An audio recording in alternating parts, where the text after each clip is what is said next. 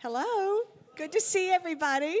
I apologize for the wait. We were having some technical issues, and I've gotten the go ahead. So thank you for moving us along. We are really privileged today. Our guest speaker is going to be Kathy Sample, who is the owner of the Argus Farm Stop in town, and their priority is local farmers, local farming. And they've added such a benefit to the community and seem to be constantly evolving. And so we thought it would be a wonderful chance to find out what they're into, what's going on, and if there are any ways we can be of help from our end. Kathy. Great. Thanks, Barbara. Okay, I know that there's a competing event going on, right? Another meeting that you guys are trying to get to? Okay. So I just want to get to know this audience. So how many of you eat? Right? Yeah, pretty much. Oh, good. You're my people. How many of you go to the farmer's market in Ann Arbor? Some occasionally, right? Okay. You know parking. We can talk about that. But it's a good farmer's market, right? It's a really important part of Ann Arbor. So, okay, so you guys are a good audience for this because you're going to remember when food was food. Like when the big boxes weren't so big and when you could eat more healthily and not be distracted by Cool Ranch Doritos. At first, I want to say hi to Roy Muir because I know he might be watching and I would love to see him. So Roy, greetings. Everybody's saying hi to you, Roy. So also, I want to mention that when we started this adventure of Argus, Peter Allen was a big help. And I'm going to tell the story in a few minutes because he was kind of like the wind that gets airplanes off the ground because he's so positive and buoyant. So Peter and Sally are, special. So the story of Argus is really very simple. Bill and I live in Ann Arbor, but we've lived on the East Coast before then, and we've always shopped at farmers markets, but we had 2 careers, and we did that thing where you can't get to the farmers market because your kid has a t-ball game or whatever. We moved back to Ann Arbor, continued our corporate stuff, but then at some point we were tired of traveling. We both had heavy travel schedules. And we said, let's do something together, and then we got counseling. So that's what I would recommend, because it's not everybody can work with their partner well. So we decided we were going to attack a problem that we had, which is we couldn't get to the farmer's market. We wanted to eat better food, and we thought there's got to be a better way. And so our son went to college at the College of Worcester. Does anybody know where that is? It's a beautiful town in Ohio. What a great place to visit. When we were dropping him off one day, we went to this little store called Local Roots. And it was like when you go into this place and right away, aha, this is it. It was a farmer's market it was a co-op owned by the farmers of the area. They have a lot of Amish there. Small town, college town, only 38,000 people, but still they had this little building, and the farmers would come and drop their stuff off. In their case, the farmer sets it all up, makes sure that the drumsticks are in the right direction or whatever. So it was different than what we eventually did, but it was kind of oh, you can do this. You can have your local farmers come in to a building that's open 7 days a week. So we saw it. We came back to Ann Arbor. We thought, okay, if we could do this, but let's find out if somebody else tried to do this and failed, and let's talk to everybody we possibly can about the concept. We had 200 conversations, and we logged them all. Were we talking to real estate people? Were we talking to city planners? Were we talking to just community members or farmers? And so we had all these conversations. We found that nobody had tried to do this concept. So. And then we did a focus group with a bunch of farmers who said, this would work for us. So then we started looking for property. And first person we went to, Peter Allen, who said, get in my van. We're gonna go for a drive. And we got in his van and we drove all around Ann Arbor, and he pointed out some potential locations, and he understands the pitfalls of location and the good things about certain locations, and he understands also what's going on with the city and what might be coming available. We even went to the university. We talked to them, and we were dumb. We thought maybe they would have an empty building. Right? We were very naive about this whole concept. But Peter was so helpful because he understood what we were trying to do, and he knew that we were looking for a small place. And eventually we found this little corner off of Liberty, which was an abandoned gas station. It was, at the time that we saw it, it was called the Grass Station, and it was unsuccessful. But it had been a gas station way back in the day. Like, more people have told me that they used to get their race car fuel at that gas station because it was the last one in Ann Arbor that had high octane fuel. At any rate, we were actually looking at the building where the blank slate is, and we actually knocked on the door and we found out it had just come under lease, and we were parked in the parking lot of the abandoned gas station up the street. So we were like, we walked back, to the gas station, like, what are we gonna do? And then I thought, what about this place? Bill was like, well, okay. There's like a mattress on the floor. It was, but it actually, in the end, we parked our car in that parking lot for days. People have told us since they thought we were just a couple of weirdos sitting in a Subaru in the parking lot. But we were really studying traffic patterns, like who's walking through this parking lot? Where do they appear to be going? How does the weather affect where they're going? Are they coming back with bags? What was happening? So we decided we would lease this building, and we did. And then we started doing a build out, and we enlisted the neighbors, and they helped. We had a paint day, so people came and painted, and then people donated picnic benches and stuff. So it was really a labor of love, and we did it on the cheap. It cost us about $190,000 to start that store, including refrigeration, the $15,000 coffee machine. And at the time, I think we had 7 employees. 2 were full-time, me and Bill. I remember that first day, we were like, we're gonna have to be here every day, all day. But it was such a joy because the customers were the important part is the customers, right? The mission is what I'm going to talk about today, but that's a long way of telling you that these things don't happen without community and without lots of conversation and people who know what they're doing and teaching the people who don't know what they're doing. And eventually it works out. So we've been there 12 years now. It'll be 12 years in August. And we have another location on the other side of town. But right now there are, I think, about 28 farm stops around the country that we've helped people start. We don't participate financially, but we help them. So, because we don't want to do another retail location. We do not have it in us. So I'm just going to flip through a few slides just to give you some background about why we started this, what the problem was we were solving. So let's see if I know how to flip through slides. Oh, next.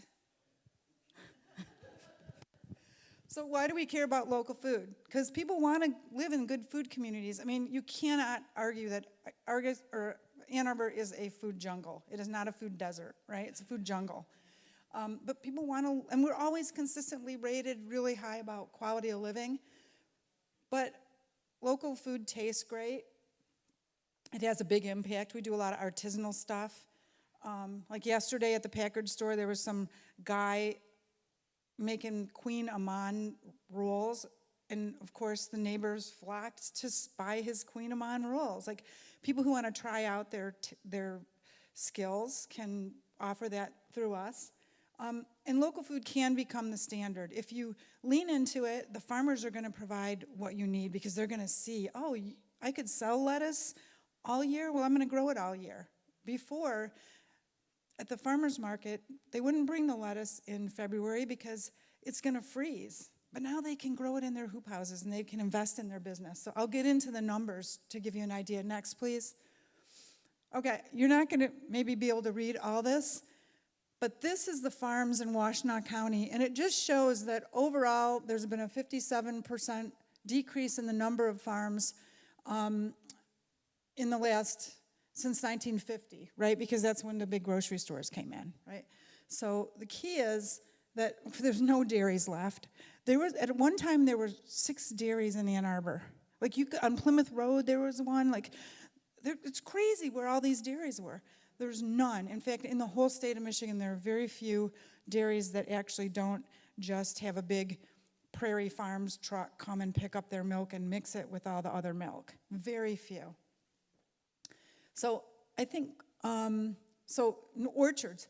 Okay, Ann Arbor had so many orchards off Newport Road. That whole area was just one big orchard.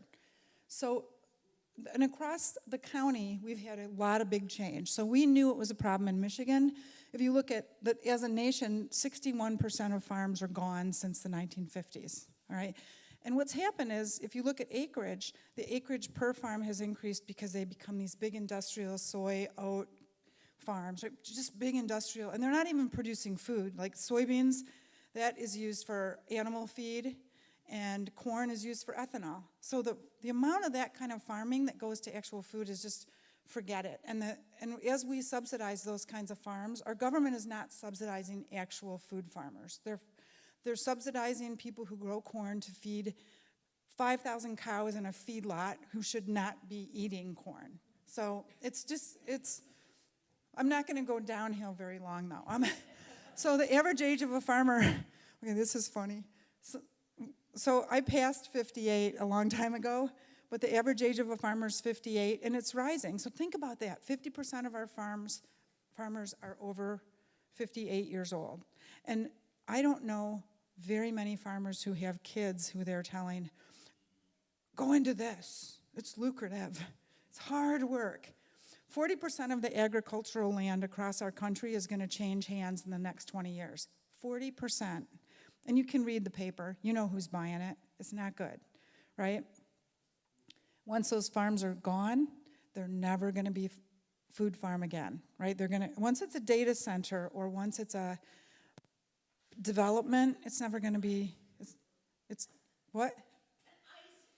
Well, or that. Oh, heaven forbid. Okay, please change the thing. Farmers don't make much money. So if you look at a head of lettuce at the grocery store, and this is a real number, this is well studied. If you look at the grocery store and you buy like a head of lettuce from Foxy Lady, whatever, and you trace it back to the farmer's getting 15 cents of the dollar that you spent, okay? 15 cents. So do you think they have an incentive or the capability to pay their workers well, to give their workers good hygienic situations, to do the right thing? They're not compensated that way. And it's not that there's some evil player. You can switch the slide, please.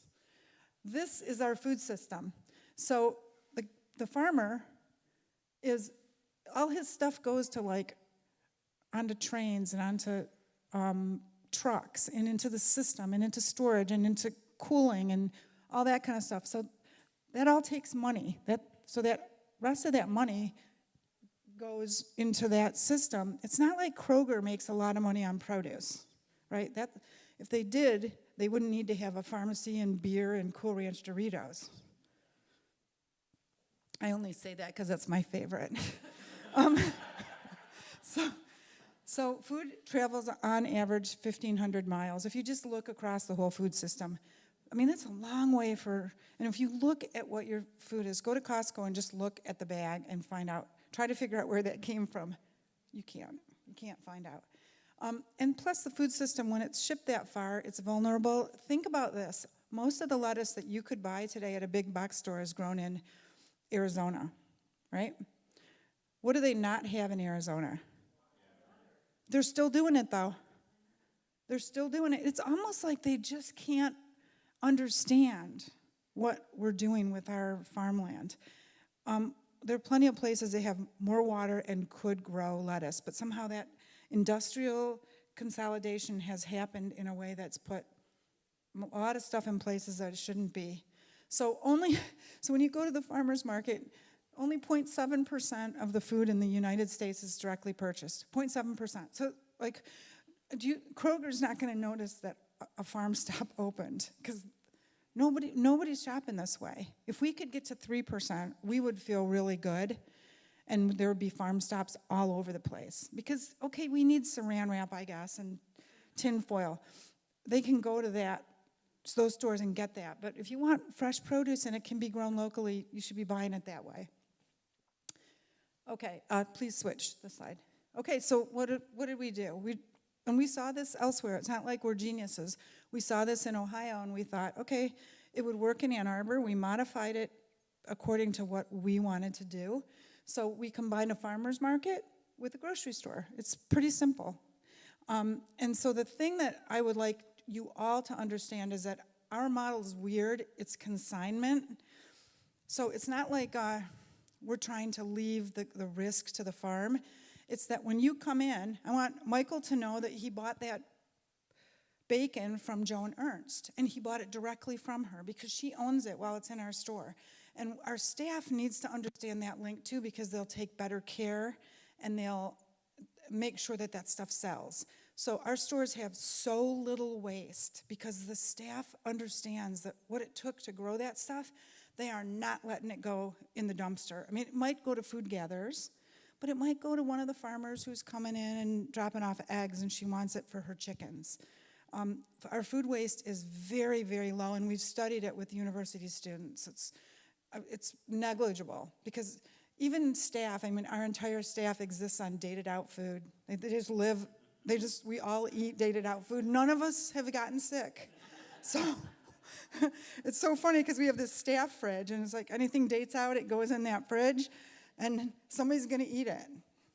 Usually the younger ones. So we have all the benefits of a farmer's market with the community and it's got a dynamic environment, but also the convenience of a grocery store. And we can take food stamps, we can take EBT cards, we can do kind of food access programming. So it's a real benefit over the farmer's market because I don't know if you've noticed, but at the farmer's market, if you're using EBT card, you have to go to the office and then they see how much is on your card, and then they give you these wooden tokens. And then you take your wooden tokens to the farmer and you buy the thing, and then the farmer at the end of the day takes all the tokens back to the office. It calls out the individual who is not shopping like with a regular money. And it's just not right in our society to be doing that. And it's not anybody's fault, it's just how it is evolved.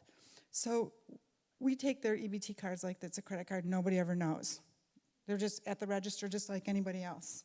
Please swap it. So who's been anybody here been, I know Peter's been in Argus, okay? It's a farmer's market, right?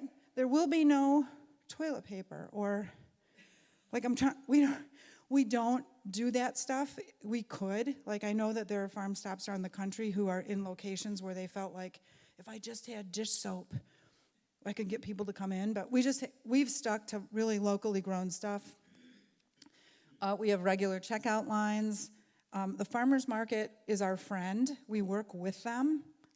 We are the next step in addition to the Ann Arbor Farmer's Market. So if you're a farmer and you're happy with 1 day a week, $700 that 1 day, half of the year, because a lot of people don't go the full year, fine. But if you want to be a sustainable farmer, that is not a model for a business. And for a consumer, you just don't know if you're going to get who goes to the farmer's market on a football Saturday? Nobody here. None of the tourists are buying anything. And if they are, they're buying croissants and pot holders because they're going to the game. So it's really hard recipe. So these guys can augment their business with us, and we work with the farmer's market regularly on stuff. When COVID happened, the farmer's market was closed. You remember that? And the manager came over. I remember because I was working that day, and she said, I think that they're going to shut the farmer's market. So we thought about it, and I said, well, let's just get some cold boxes, put in the parking lot, and you can just tell them to bring it here, and we will sell their stuff for them. And then we did until the farmer's market opened back up. Because remember, that was March, and it was like the month of the farmer's market opening, and it was pretty tragic. So we worked together, and we've never had a farmer say, I'm not going to be at the market anymore, I'm only going to do Argus, except for aging issues. Because when it is 10 degrees out, and some of these farmers are pretty advanced, they are going to be too cold to be out there. So that in that case, we say, okay, we're the next step. You can bring in your stuff and we'll sell it and you don't have to sit out at the market. So it's a nice outlet for a farmer who's aging out and doesn't have a kid that is going to take over their business. So producers own their products and they set the prices. So that's why if you go in, you'll see different prices for like one person's tomato versus another. And that's their business. We give them advice. We've seen like a farmer at the freezer looking at another farmer's chickens going, your chickens are priced too low. I'm going to buy them all and I'm going to put my sticker on them. Like, let them have that conversation. But we try to, and farmers, it is hard work, and the fact that the Americans spend the least amount of our disposable income on food is because we've been conditioned to eat stuff that's not food, right? I mean, a lot of the stuff in the grocery store, they always say go around the outside edge because that's where the real food is. So there's a lot of complaints about farmers market pricing, but I'm not going to apologize for the hard work that our farmers put into it, because it is. The backstory is Bill and I tried to farm, and there was a farmer named Brett Seabury with his wife Barb, and he was like a retired dean of the School of Social Work. And they said, you can come out to our farm and you can see if you guys want to have like a gentleman farm. And we went out there, and I lasted 2 weeks. Like, I had carpal tunnel syndrome from milking little goats. I was like, I think we should do the store thing, Bill. Like, it is so hard work. So we understand how hard the farmers work, and our staff treats their product accordingly. Whereas I just want you to picture going into go into Kroger, go into the produce section, pick up a rutabaga, and then try to make eye contact with somebody in the produce section to ask them, what do I do with this? They literally, right. Yeah, it is. I mean, because I don't try to be obnoxious, but I like to see how other stores treat their stuff. And first of all, they don't want to make eye contact. They are trained to put the thing in the spot where the other things that it looks like go, and then get in the back of the store. So whereas we're going to engage, and we might tell you too much about how to cook that rutabaga. You can flip the slide, please. So the consignment sale breaks the traditional grocery paradigm. It does not. So it's literally, our farmers get 70 cents for the dollar that you spend, which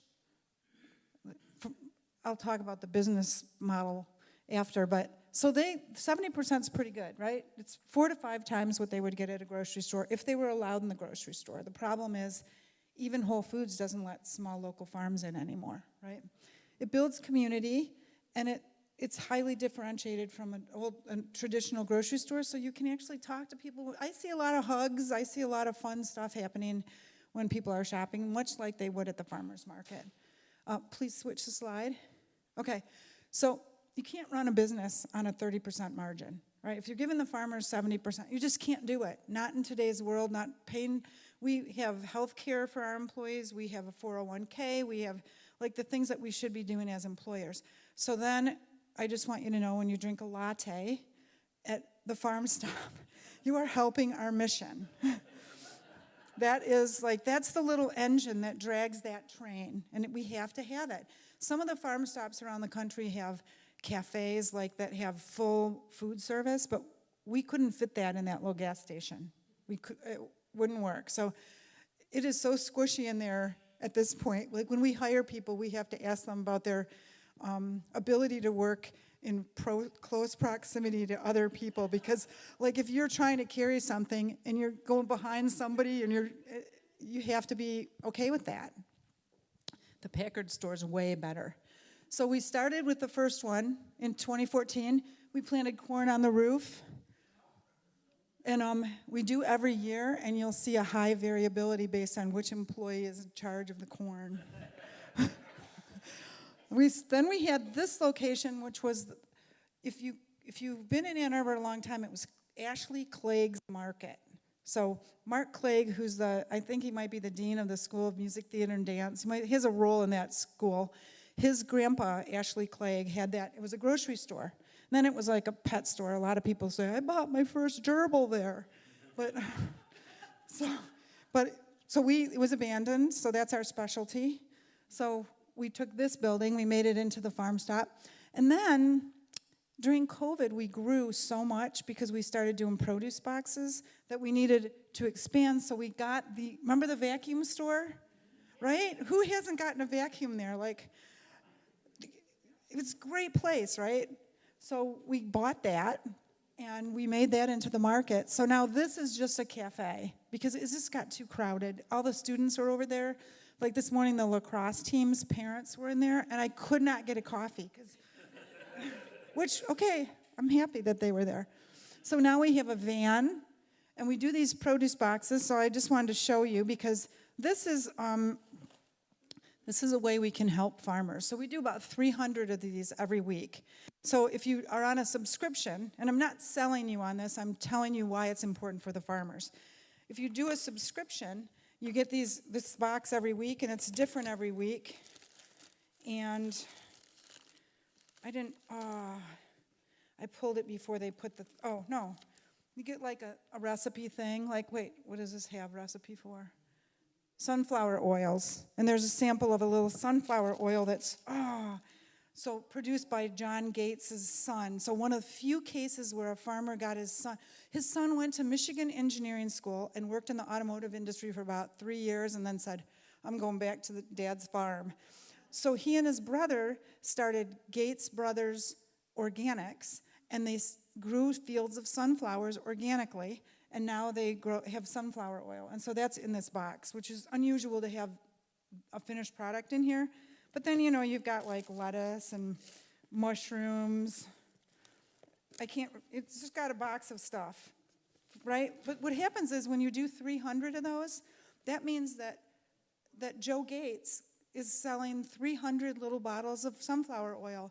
And whoever is doing this hydroponic lettuce sold 300 of those. And there's kale in there, of course, potatoes, apples, pea shoots. So this guy is doing this has been in my car, so it's kind of beat up, but 300 of those. So that's like a guaranteed sale, even though it's on consignment at 70%. When we sign somebody up for this week's box, they know they're getting 300 units of those. It's way better than standing at the farmer's market trying to sell 300 heads of cabbage or whatever. So it's a growth initiative. Next slide, please. Okay, so let's see. Okay, so these are some of our farmers. It makes me sad because Melvin, I don't know if anybody knew Melvin, who started We the People Opportunity Farm. It was a farm to bring people back from incarceration into he passed away this week. Yeah, I'm wondering. He was the energy behind that. So I forgot that slide was in here. And that's Hannah Rose Weber, and that's Eric Campy, and they're all farmers for Argus, and they still are. That's an old picture. But I think we do about $7 million in sales a year, which is pretty good, right? I mean, that's a lot of lettuce and a lot of lattes. And this number is more, it's 31 million now. So 31 million accumulatively for a little market in the neighborhood is pretty good. Next slide. Seasonality. So, you think you can only grow stuff certain months, but if a farmer knows that he has a sales outlet or she has a sales outlet, they're going to figure out a way to start it earlier and grow it later. And so we had the university students study seasonality, and in all the categories that are yellow, we've increased seasonality. Well, look at lettuce. I mean, we found a guy to do hydroponic in the coldest months, and then the other, that we call them dirt farmers, started figuring out how to keep their hoops warmer and more insulated so they could, because not everybody likes hydroponic lettuce, it's a little different, but some people prefer it. Next slide, please. Okay, so we're getting to the end. This slide shows that in Michigan, Washtenaw County is now the #1 county for the growth in the number of small farms, right? So, and it's not just Argus, but it was COVID because all these farmers started doing stuff that they never did before. But it's like flower farmers started. We have like 6 different people who are growing flowers. I have flowers in the store right now, which is crazy. They figure out a way to do it. So we're really proud about our position, and we're 10th in the country. I know, isn't that nuts? So we're super proud because most of the trend is this, which is, did anybody go like up to this, up here by the forefinger? What is Alpina, up there? There's no farms left up there. I mean, we tried. We go to Rogers City Farmers Market to see maybe we could get some interest, but they've gone so far down in terms of growing stuff that I'm not sure you could start a farm stop because you'd have to restart farms, not just help existing farms. So there's still a lot of counties that are not growing. Next slide might be the end. Okay, this is just what we love. We love. This is Debbie Stabenow, who no longer in the government, but she was critical for the Farm Bill, trying to keep small specialty farms, not just corn, soybean, visible, but now forget it. All the money that you hear about bailing people out is going literally as a payback for loyalty to the big corn, soybean people who are not growing food. 0 of those dollars go to small farms. 0. That money's not available. They've cut the grants. It is, if you're in line with the current government, you might get some money to help pay you because you've been hurt by tariffs. But none of these small people, right? They're not visible to the government. So we have community. We teach classes at the U, or they come to us sometimes. We have great staff. I'd like to see Barb's kid, but I don't have a picture of him there. Yeah, so it's a Venn diagram of customers, staff, and producers that make it work. That right? I think the last slide is the next one. Oh, food access, super important. So we're here for the farmers, and it's really easy to kind of follow the string and try to be a food access company. But you can't do, what we've learned is focus. If you don't focus your business, you're just going to be all over the place. But we have some staff who really wanted to lean into food access. So now we've had grants from Kiwanis, Rotary, local churches. So to help our food access program, because when they cut all the SNAP benefits, we didn't have funding. And so we have these boxes that are, it's $30 a week, but if you're using a SNAP card, a food stamp card, it's $3.50. Because we had a combination of grants, and those are all drying up. So we're trying to figure out how to get food access, because you don't just want rich people to have good food. And you could argue that this is way better than what they would get at the gas station in their food desert, right? But, so we participate in a lot of different programs. Next slide. Next slide. This is where the farm stops are around the country now. So, yeah, right? And this is the ones that are open. There's a whole bunch that are opening. So we have a conference every year. We just got done on Valentine's Day. We had 260 people from 38 states who were either starting farm stops, have started farm stops, who are legislators in states who want to encourage farm stops. And our speaker was Stacey Abrams, who's starting 3 farm stops in Georgia. And was talking about food as democracy. Food is a democratic right. So it was pretty darn cool. It was it's a good thing to have all those people together, because they can all share stories, and farm stops are all different. But they can all talk about, how is yours? How are you doing this? Are you doing produce boxes or whatever? Okay, maybe this next one is the last slide. Oh, this is what you need. You need a leadership team. So you need somebody who wants to do it. I mean, realistically wants to do it. You need a store location. And we think it's more like $400,000 now, because after COVID, the costs of refrigeration have just like skyrocketed. But this is what that store looked like. Anybody remember driving by that place? It was such a disaster. We had to pull the tanks. They had gas tanks in there. And you can imagine that we were like afraid when they pulled those things out. We were scared to death that it was going to be like a super fun site. Sugar sand, perfectly clean. They had done everything correctly. All the tanks were like, there was equipment on there to keep them from rusting. They were in great condition. So we got lucky in a lot of respects. And then we added a greenhouse because it was obvious that too many people were just crowded in there. I wish we'd put it twice the size, but you just don't know. And actually, we couldn't have done it twice the size because when the city gets involved and you have to do the footings for the city, a $40,000 greenhouse becomes a $200,000 greenhouse. So probably we wouldn't be able to do it. So that's pretty much the story. So it was fun. It's been fun the whole time. We see people that we love in the store all the time. So that's a big part of it for me.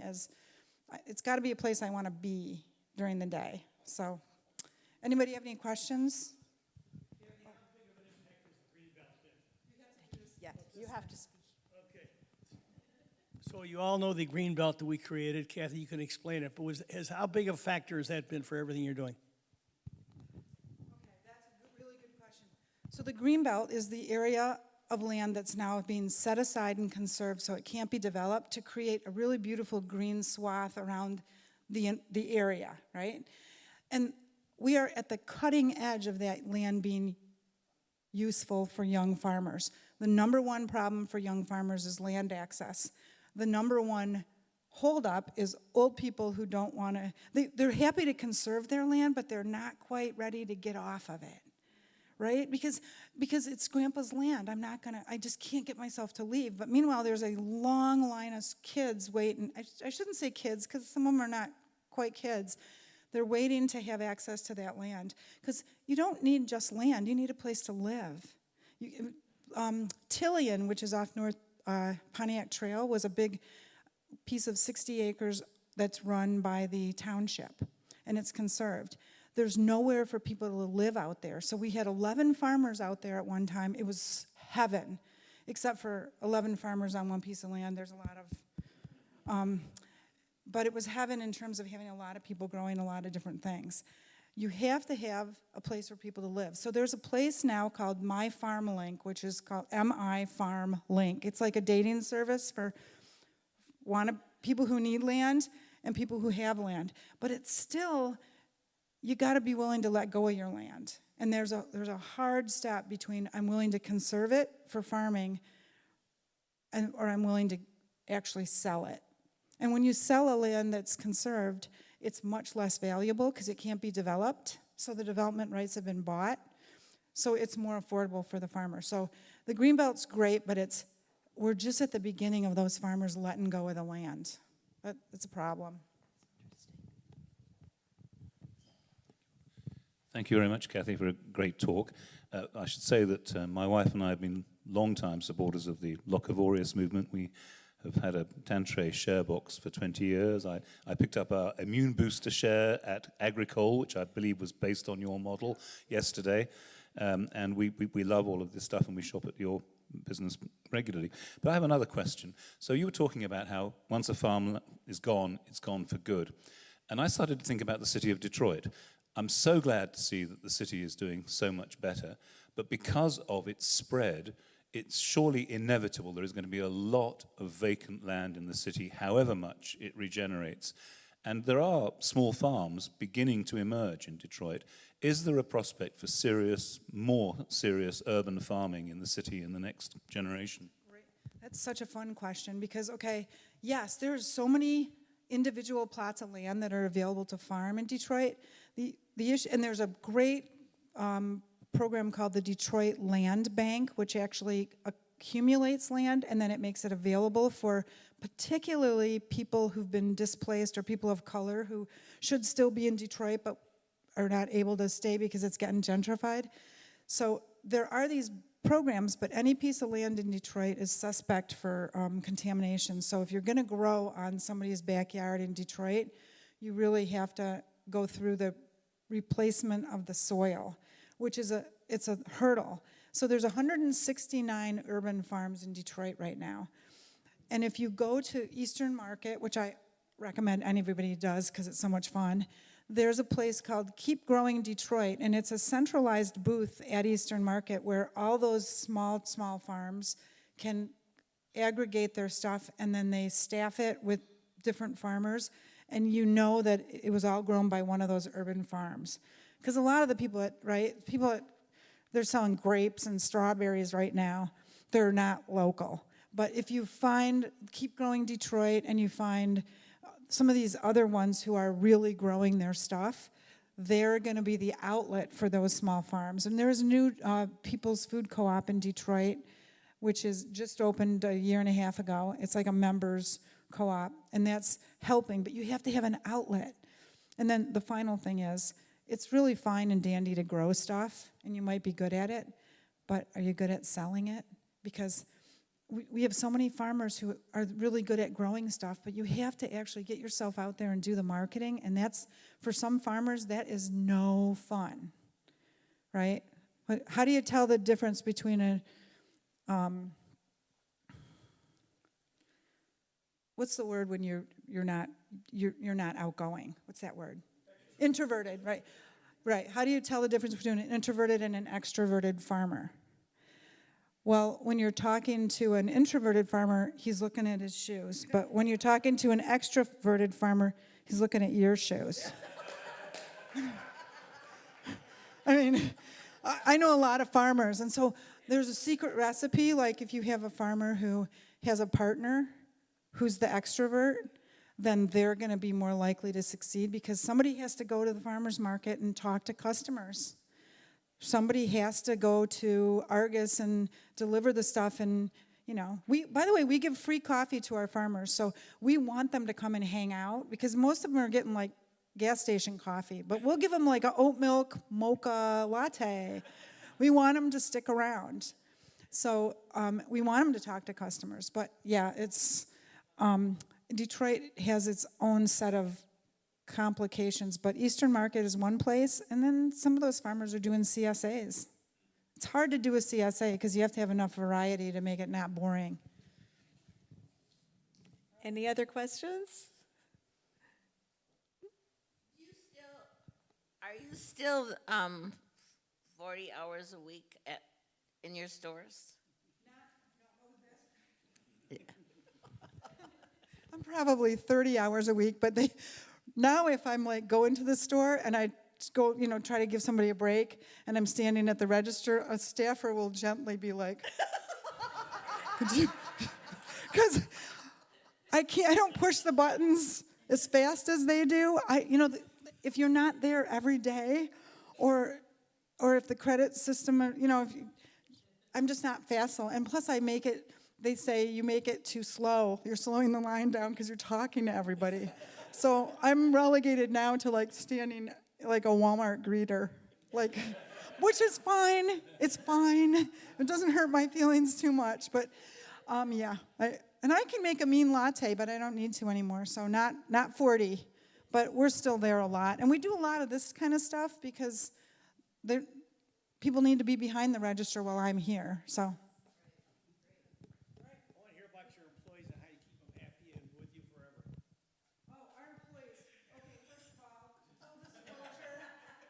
So, Barbara's son, Tim, works for us. We've learned a lot. You guys can probably imagine that it's really hard. We have a wide range of employees, age-wise. We have, I think we have one guy who's 78, down to, we'll take them right out of high school if we can get them, if they're neighbors. Because we want that youthful energy. But we've learned to be very careful interviewers. So if you don't understand our mission, if you don't cook, or you haven't farmed, or you can't show a demonstrated interest in some aspect of what we do, it's not a good fit. I don't care how good of a barista you are, it's not gonna work. So everybody starts in the market. They have to put stuff on that, it's a Tetris game in that produce deck. You have to learn how to do that, and you have to care about it.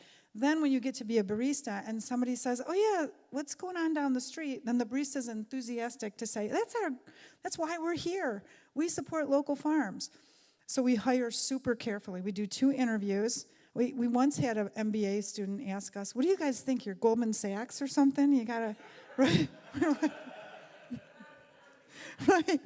But we do 2 interviews. The first interview is to determine fit, and it's a very, very specific set of questions with 2 interviewers. And the second interview is 2 different people.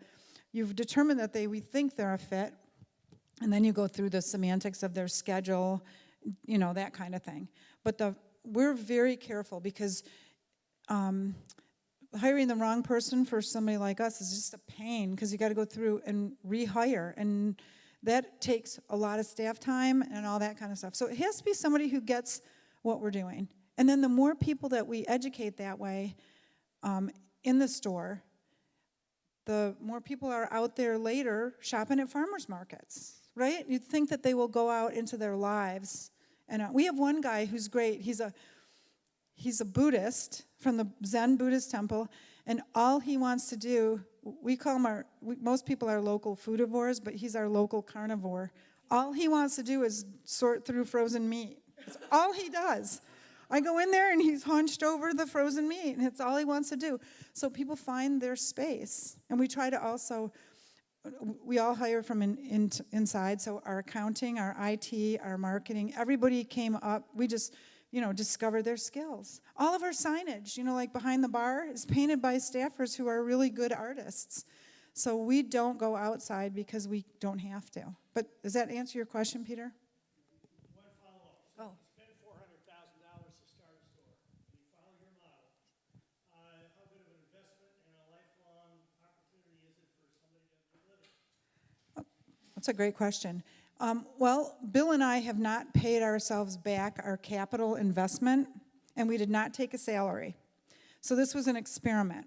But now that we've got it to the point where it's running smoothly, this is a model where you never have to ask for more capital, so you don't need to be like a nonprofit asking people for money.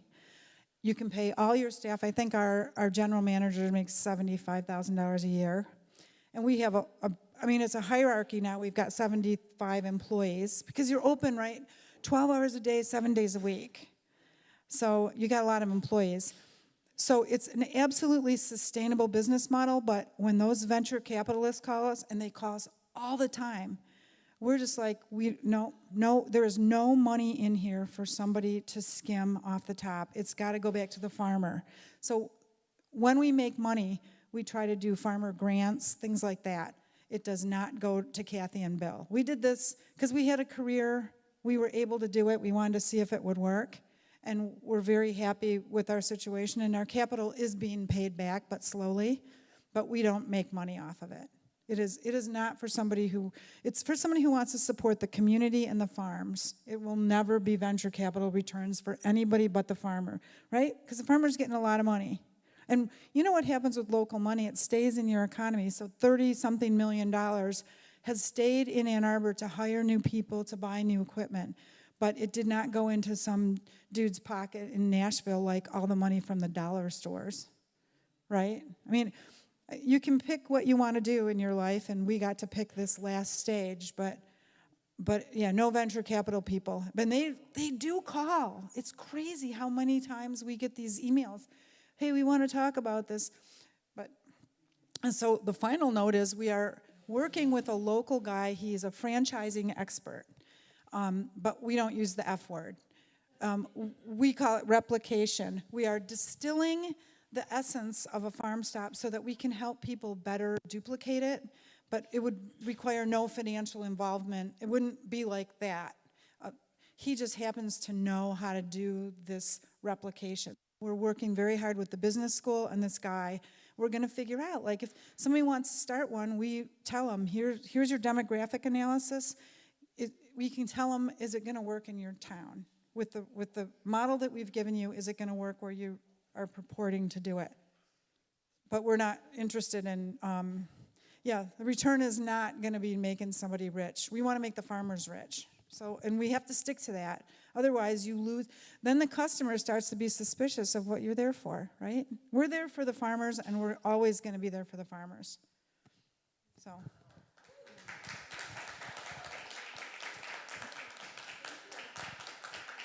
Kathy, thank you so, so much.